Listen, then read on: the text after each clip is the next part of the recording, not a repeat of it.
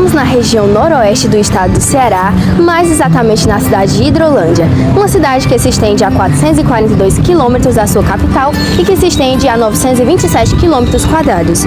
Foi fundada em 27 de 12 de 1957, uma cidade com clima semiárido, localidade com um pouco mais de 20 mil habitantes. Terra de povo acolhedor e trabalhador, com vários patrimônios históricos e culturais. Sejam bem-vindos à Hidrolândia, terra das águas sulfurosas.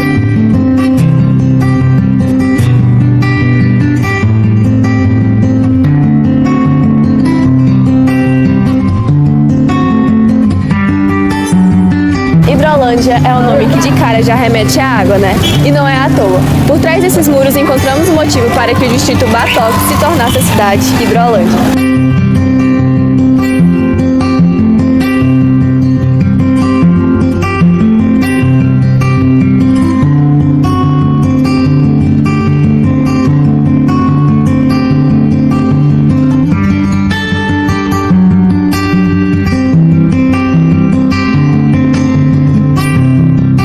Durante os anos de 1962 e 1963 foram cavados 2 poços aqui na cidade.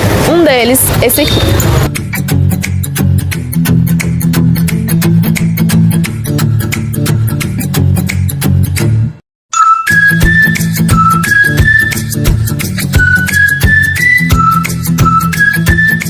Você sabe por que Hidrolândia é conhecida como Terra das Águas Sulfurosas? Porque antigamente o pessoal acreditava que as águas eram milagrosas. Você sabe por que Hidrolândia é conhecida como Terra das Águas Sulfurosas? Não, eu moro aqui há um mês, então eu não sei. Nem eu vou falar sobre. Eu já me perguntei, porque o nome é Hidrolândia, mas quase não tem água, né? Mas eu nunca cheguei a perguntar, me questionar realmente por que se chama Hidrolândia. E você já viu o chafariz? Eu não sabia nem que tinha.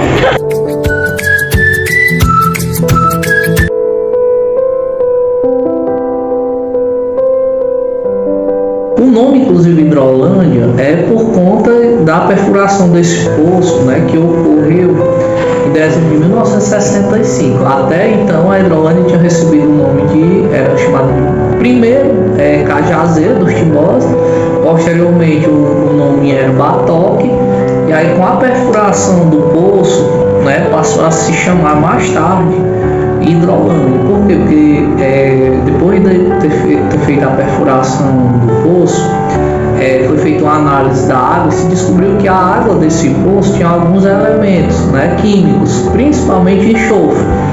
Aí o pessoal acabou dizendo assim, começou a sair aquela ideia de que era milagrosa. Bem no princípio, com essa notícia que começou a percorrer principalmente o Nordeste, porque começou a vir gente, inclusive, não só do Ceará, mas de fora do Ceará, inclusive do Piauí. Vinha bem no princípio, quando a notícia que a água era milagrosa, que eles nem chamavam sulfurosa, era chamado água milagrosa, começou a vir carradas e mais carradas de gente para tanto levar a água quanto beber e lavar principalmente as enfermidades, certo? Então é por isso que foi atribuído esse nome ao município de Hidrolândia. A questão do chafariz, ele poderia ser de alguma forma assim mais valorizado? Bom, assim, eu acho que poderia ter uma revitalização ali naquele espaço, até já se tentou-se, né? E muitas vezes a gente percebe em períodos de eleição surgirem projetos e mais projetos, né? Por exemplo, de construir um balneário, já vi muito essa ideia de construir um balneário, mas assim, até então, o máximo que eu vi foi fazer alguma reformazinha lá naqueles banheiros que todo mundo sabe que tem ali no centro da cidade, mas até então não passou disso.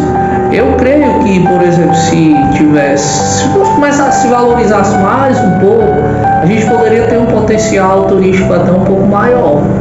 Mas assim, a gente vê que é praticamente deixado de lado essa questão. Naquele tempo que descobriu ou que começou a trazer pessoas, você se lembra assim? É muito diferente assim, do tempo de lá pra cá, se houve alguma mudança? Eu fiz várias pesquisas quando a gente estava, inclusive, na faculdade, alguns trabalhos escolares em relação a essa questão. Realmente, se você pegar, inclusive, fotografias antigas, você percebe que houve uma mudanças muito significativas, não só em relação ao local onde está lá o poço e os banheiros, mas também a urbanização da cidade.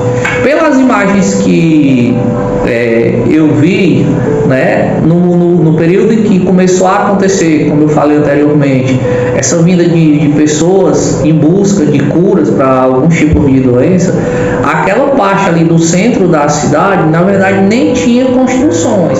O pessoal começou a construir, inclusive, barracas para ficar, acampando, até que pudesse atingir seus objetivos, que na realidade era tomar banho nas águas do poço. Mas assim, mudou de lá para cá, houveram sim mudanças muito significativas, tanto na estrutura lá do local, onde o pessoal usa para tomar banho, né, para pegar alguma água, quanto na urbanização do local. Por exemplo, nas construções, você vê que ali é a parte central do comércio da Hidrolândia. Outra coisa interessante que a gente pode observar é assim, você pode, depois eu acho que não sei se vocês vão perguntar, por que essa tradição, por que essa questão, por exemplo, do turismo religioso que começou tão forte na época foi abandonada? Né? Segundo alguns relatos, o que aconteceu, eu não me lembro aqui, não sei qual foi o prefeito da época que fez isso, mas existe, se vocês pesquisarem, vocês vão encontrar. Ele teria, por exemplo, ficado de certa forma receoso, porque estava vindo muita gente doente, né? Porque vinha atrás da cura na água do poço. Então o que ele fez? Ele fechou o poço e começou a proibir as pessoas de virem para cá, porque tinha muita gente, principalmente naquela época, assim, que tinha várias doenças que ainda não eram tão fáceis de curar, como por exemplo a hanseníase, e era que o pessoal vinha mais em busca da cura desse tipo de doença, porque normalmente as pessoas vinham com ferida, né, para lavar. Então as autoridades da época, eles começaram a temer, vai acabar criando mais problemas para o município, e aí resolveram por um tempo fechar o poço, para exatamente acabar com essa vida de pessoas que vinham que traziam doenças para o município. Pelo menos foi o argumento deles na época. Claro que isso acabou criando um problema, né? Porque assim, a tradição, a questão, por exemplo, do turismo religioso, ela morreu com essa ação. Você acha que para as pessoas, que muitas pessoas não sabem assim, a história da Hidrolândia ser águas sulfurosas, você acha que ainda existem pessoas que ainda trazem importância esse fato? Assim, que as pessoas ainda acreditam? Eu acho que se perdeu muito com as pessoas também que vão envelhecendo e morrendo. Hoje a gente vê, por exemplo, que as pessoas mais jovens, elas já não têm mais essa crença. Tanto que às vezes eu fico observando ali no chafariz, né, que todo mundo chama, você dificilmente vê uma pessoa jovem entrando lá. E se entra, na realidade, não é com o objetivo de, por exemplo, pegar água para tentar se curar, o que antes era muito mais comum. Então, assim, muito que a tradição acaba se perdendo junto com as pessoas também que vão desaparecendo, infelizmente, né? E talvez essa parte aí que precisasse mais um pouquinho de valorização.